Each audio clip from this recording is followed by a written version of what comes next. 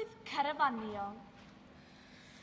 I fynd i Steddfod yr Urddin flwyddyn cael sonfeddi carafan fechan dwt.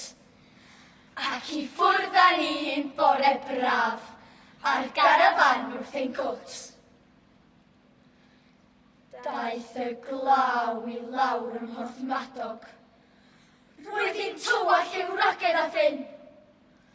Pawb wedi swatio'n glud yn y car a'r ffenestri di cael yn dyn. Ar y ffordd sy'n mynd heibio traws fynydd, pyntiar yn olwyn y garafan fach, a siarad at o bytheirio. Mae carafan wastad yn strach. Ti isio help? Gweiddodd mam drwy'r ffenest, ond doedd dim byd y medra hi wneud. Roedd yr olwyn sbar yn hi yn clwyl. A fi ydi anghofio dweud.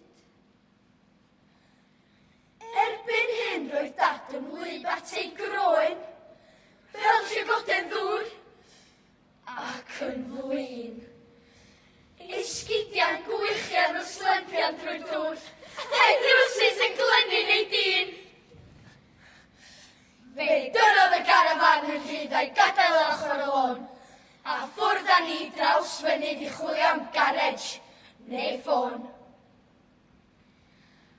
A diolch i ddyn y garej a ddaeth allan drwy law gweitha'r haf.